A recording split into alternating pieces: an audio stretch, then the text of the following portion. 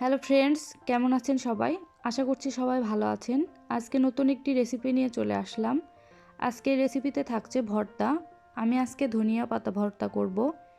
এই ভর্তাটি খেতে সত্যি অনেক সুস্বাদু লাগে।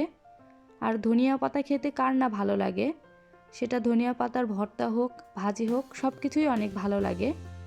আমি আজকে যেভাবে এই ভর্তাটি তৈরি করব, আশা করছি ভিডিওটা প্রথম থেকে শেষ পর্যন্ত দেখলে আপনাদের অনেক ভালো লাগবে। আর আমি যেভাবে এই ভর্তাটি করব সেভাবে আপনারা বাসায় একবারের জন্য হলেও করে খেয়ে দেখবেন, আপনাদের অনেক ভালো লাগবে। তো চলুন কথা না বাড়িয়ে দেখে নেওয়া যাক এই ভর্তাটি তৈরিতে কি কি লাগছে। ধনিয়া পাতা ভর্তার জন্য আমি এখানে 2 আঁটি ধনিয়া পাতা নিয়েছি। খুব ভালোভাবে বেছে ধুয়ে পরিষ্কার করে আমি এরকম ছোট করে কেটে নিয়েছি। ধনিয়া পাতাতে অনেক বালু বা মাটি থাকে, এজন্য খুব ভালোভাবে জল পাল্টে পাল্টে পরিষ্কার করে ধুয়ে নিতে হবে। আর কি কি নিয়েছি দেখে নেওয়া যাক। নিয়েছি এখানে 2টি বড় সাইজের পেঁয়াজ কুচি করে কেটে নিয়েছি, 2 চামচ কালো জিরা নিয়েছি, 7-8টি কাঁচামরিচ ছোট করে কেটে নিয়েছি, 2টা বড় সাইজের রসুন আমি কুচি করে কেটে নিয়েছি। চুলায় প্যান বসিয়ে দিয়েছি, প্যানটা গরম হয়ে গেছে। আমি এখন প্রথমে কালো জিরাটা ভেজে নেব। কালো জিরাটা শুকনা প্যানে ভেজে নিতে হবে, তেল দেওয়া যাবে না।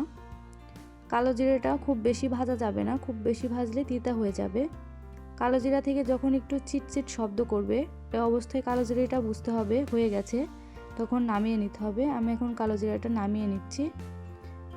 আবারও চুলায় প্যান বসিয়ে আমি 2 চামচ তেল দিয়ে দিলাম।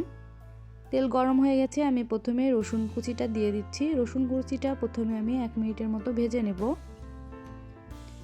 রসুনটা একটু বেশি লাগবে ভর্তাতে। যে কোনো ভর্তাতে রসুন, পেঁয়াজ এবং মরিচটা বেশি দিলে ভর্তাটি খেতে অনেক ভালো লাগে। তবে ঝালটা সবার পছন্দ মতো দিয়ে দিবেন, যে যেমন ঝাল খান সে অনুযায়ী মরিচ ব্যবহার করবেন। রসুন আমি 1 মিনিটের মতো ভেজে নিয়েছি। এখন আমি পেঁয়াজ কুচিগুলো দিয়ে দিচ্ছি মরিচ কুচি।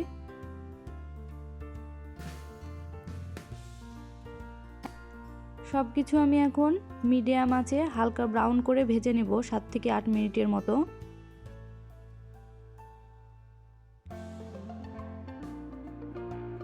সব কিছু হালকা ব্রাউন হয়ে এসেছে। আমি আরেকটু নেড়ে চেড়ে ধনিয়া পাতাগুলো দিয়ে দেব।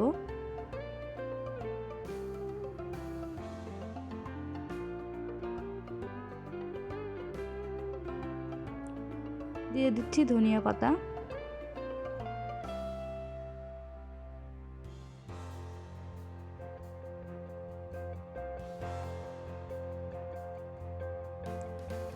সব কিছু খুব ভালোভাবে নেড়ে চেড়ে মিশিয়ে দিচ্ছি। আমি আগেই লবণ ব্যবহার করব না।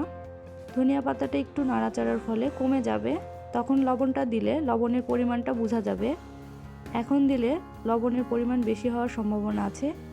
দেখুন একটু নাড়াচাড়া করতে সব কিছু কেমন কমে গেছে। এখন আমি লবণটা দিয়ে দিচ্ছি পরিমাণ মতো লবণ। নেড়েচেড়ে একটু মিশিয়ে নিচ্ছি।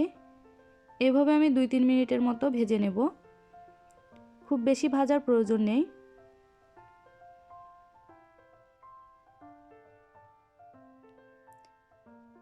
সব কিছু খুব ভালোভাবে ভেজে নিয়েছি। এখন আমি তুলে নেব।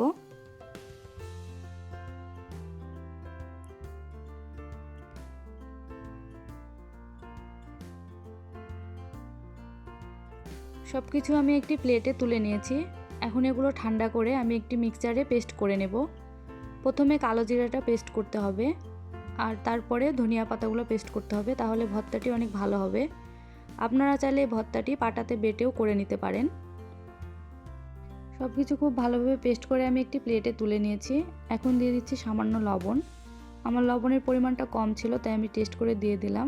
দিয়ে দিচ্ছি সরিষার তেল। দিয়ে এখন সব কিছু খুব ভালোভাবে মিশিয়ে নেব। সব কিছু খুব ভালোভাবে মিশিয়ে নিয়ে এ পর্যায়ে আপনারা লবণটা টেস্ট করে নিতে পারেন। লবণের প্রয়োজন হলে লবণটা দিয়ে দিবেন। আমি সব কিছু খুব ভালোভাবে মিশিয়ে নিয়ে একটি সার্ভিং ডিশে সার্ভ করব। ধনিয়া পাতার ভর্তাটা আমি একটি সার্ভিং ডিশে সার্ভ করেছি।